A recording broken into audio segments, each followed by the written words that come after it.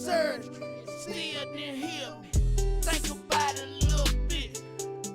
What would Martin Luther King be if he went worse? If he had hooked up with Malcolm X, probably kept him mouth closed, and he ain't want respect. Haley did his thing and didn't speak. He kept quiet and he didn't want to teach. Feel sort of jet like. I was very athletic growing up, and all the coaches loved me, as long as I played where they told me to play. They didn't like it when I asked to play quarterback. I could play wide receiver all day, or hand me the ball and I'd run it, but forget quarterback. Until the guys in front of me all went down and they really didn't have a choice. When I got in there, we scored just about every time we had the ball. They didn't know what to say. But everyone likes winning, but I still had to prove myself at every level. Despite being all-state in high school, no college recruited me to be a quarterback. And I had to go to junior college my first year. Then when I did get a chance to go to the University of Washington, despite leading the team to a Rose Bowl championship, I wasn't even drafted by a single NFL team. Same struggle. No one believed a black man could play quarterback. But I didn't give up. I went to Canada and played 6 years until they finally couldn't deny me anymore. I then played in the NFL for 17 more years, eventually becoming the highest paid player in the NFL. And as a quarterback, and now all the way here to Canton, each level had its own challenge. I was tested, sure, and it made me stronger. My ears heard a lot of the negative voices, but my heart didn't listen. In the year 2006, one man becomes the only player ever to be inducted into both the Pro and Canadian Football Hall of Fame. That same player is the first African-American quarterback and the only undrafted quarterback ever to be enshrined in Canton, Ohio. His name is Harold Warren Moon.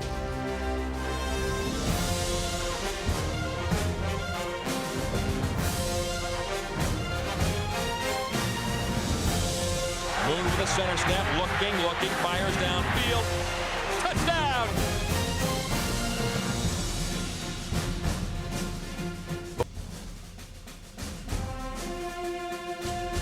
After winning MVP honors as a quarterback in the 1978 Rose Bowl, Moon was projected as a receiver by all 28 teams. I don't want you to think I can play this position. Guys, we done switched the brother to receiver. Well, the CFL is a totally different game than the NFL game. First of all, you're playing on a longer field, 110 yards. You're playing on a wider field, 65 yards compared to, 53 yards. You play with 3 downs as opposed to 4 downs. You're playing with 12 guys as opposed to 11 guys. There's so many other ways to score in the CFL game, which I love about it. There's no such thing as a fair catch on a punt. You have to give a guy 5 yards and every punt is returned, so the game never slows down for a fair catch. Every ball has to be returned out of the end zone, or the kicking team gets a point for that if you don't take the ball out of the end zone. The end zones in some stadiums are as deep as 25 yards long, so you can throw a deep ball on the 1 yard line if you want to. So a lot of differences, but I really liked the game because it was so fast moving. There was so many different ways to score that you were always in it. I adjusted to all of that. I don't know, I wouldn't say quickly, but I'll tell you what, it was an eye-opening experience, my first preseason game as a rookie. Warren Moon coming off a Rose Bowl triumph to the Canadian Football League and immediate Grey Cup success with the Edmonton Eskimos. And now 5 Grey Cup. Warren Moon, he does so many things well. Throwing from the pocket, throwing that deep pass, throwing to the sidelines, running with the ball when pressured. He's a complete quarterback. Not much doubt that Warren Moon has been the outstanding individual on the playing field this afternoon. One of the great experiences in sport, Don, is witnessing greatness, and we've been privileged to witness greatness.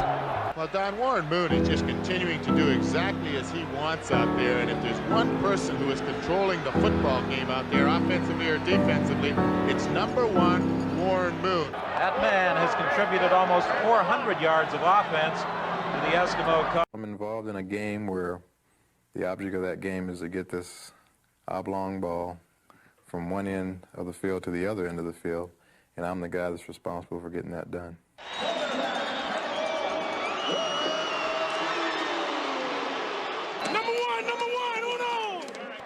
Bite with little bark. That was Warren Moon. Let's take one down, all right? Let's put one all together and let's take one down. Warren Moon redefined the quarterback position in more ways than one. Was that I didn't have the arm strength, that I was too short, and that I didn't come out of a pro-style offense. Here's Moon to throw, and it is caught for the touchdown. And Warren Moon has been so sharp on that deep pass today, it's almost scary.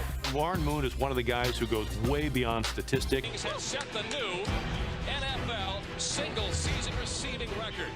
That can't stop you. You know that. You know that. I just feel like no matter who's covering who, he can have him covered like a blanket. I'm going to get the ball in there somehow. Whether he has to go down and get it or he has to go up and get it, I'm going to put it in a place where he can get the football. Warren's got to go win it. Second and goal from the 4. Back goes Warren Moon. Throws. Chris Carter, touchdown, Vikings.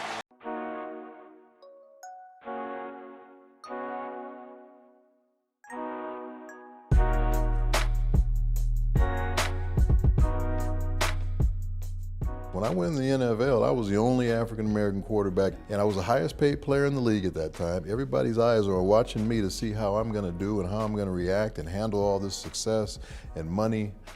So yeah, I knew that I had to be on top of my job every time I went out, and it's hard. Yeah, sure. Because you want to go out and have fun. You want to go out with your family and be able to let your hair down, but you couldn't. Yeah, it was a very difficult time for a young guy like myself. There was some really tough days in those first few years when we weren't winning. And your first year, your record was 3-13, but you set personal records. Yeah. And you set records. I set a rookie passing record and all that, but it doesn't mean anything if you're not winning. Right. And especially when you're making all this money and all these people are saying, well, you know, what's this?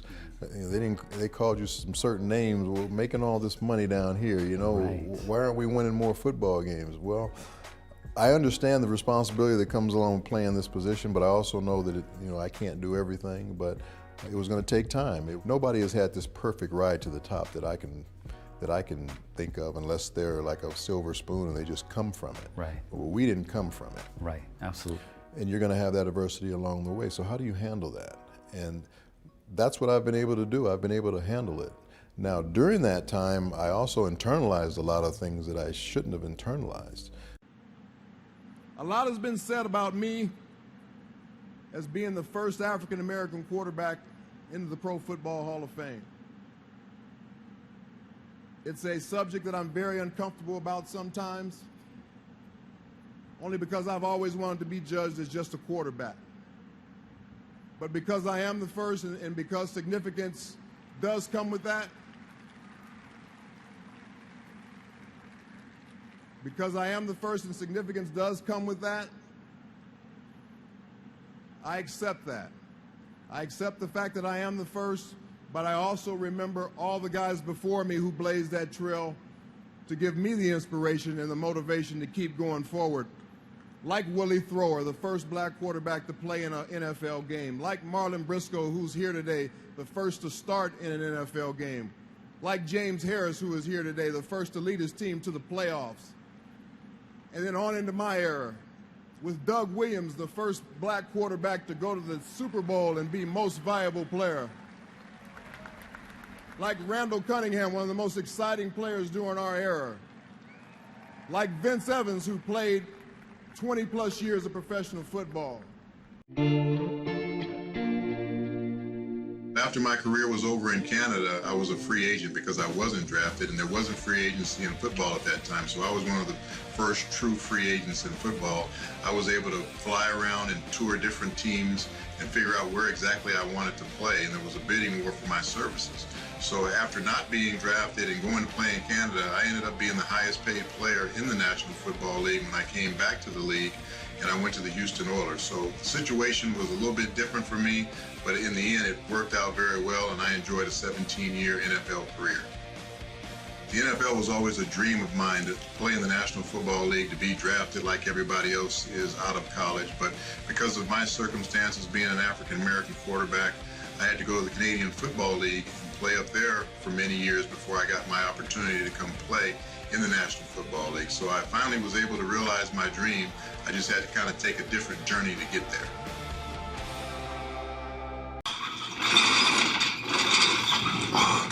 When you feel strong, you think strong, and you can stand in the pocket stronger.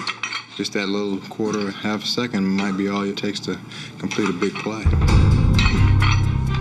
Warren Moon withstood the hits, both physically and mentally. By 1987, he built up the strength to turn a weak Oilers franchise into a contender. The finishing touches to the team's turnaround were within his fingertips. My fingernails had to be the right length for me to throw the football the way I wanted to, that way I felt comfortable. And when my length was right, my ball spun as well as anybody who's ever played the game. Prettiest ball I've ever seen. People like, well, it comes nice and pretty, but it had a sting to it. Come on now, you know I don't need to say much. Most of the time, if you see pictures of me, I'm really, really focused and not a lot of laughing. I was dialed in. We got to get better. We got to execute better. That was probably one of the things that, if I look back at my career and say well, something I'd try and do a little bit differently, I'd try and be a little bit more loose playing the game, have a little more fun doing it. Let's take one down, all right? Let's put one all together and let's take one down. He may have been quiet and focused, but this was still Daddy Warren, and he had other ways of showing that he was in charge. The number one spoke volumes. I was always geared towards wanting to either finish number one or be number one as far as the best player that I could be, or be the best player at my position in the league. And I wanted that to be a constant reminder to my teammates that if they look to their leader is wearing that number, this is what you should strive for as well. Let's go out and accomplish our goal. All we need is a win. On three. 1, 2, 3. Yes, sir. With a talented core surrounding Moon, the 1987 Oilers flipped the losing script of recent past. For the Oilers, everything is falling into place. They called it the run-and-shoot offense, and Warren Moon was a precision trigger. They can't stop you. You know that. You know that. In 10 seasons as an Oiler, he threw for over 33,000 yards, amassed nearly 200 touchdowns. Numbers surpassed only by Dan Marino during that era. His finest hour would come in 1990 at Kansas City. It was cold and sleet and rainy that day, and they were one of the better defenses in the league at that time. Most people felt like our offense, couldn't perform under those type of conditions, especially against a team that good. They bring 5. Moon with time.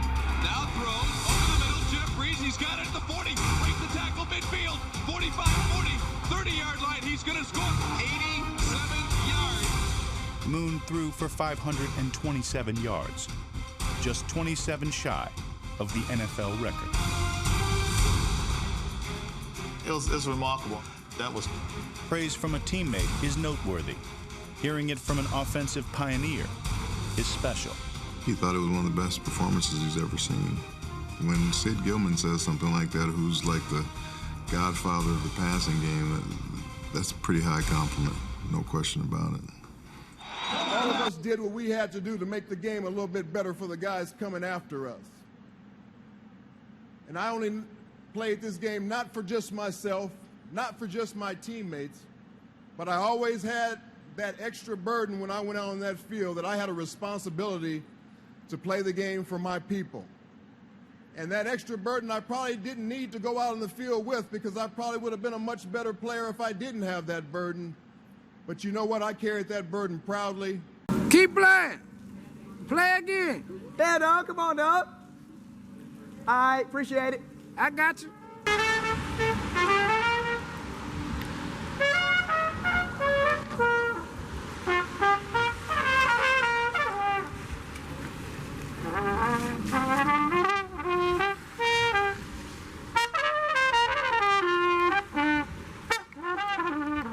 I got you right here, bro.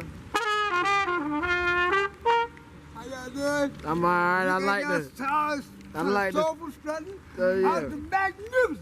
Oh, yeah. I like the tune. And I hope you had just that kind of time. After magnificent. Oh, yeah. I love that. Masquerade. While your soul was strutting on by. Oh, yeah.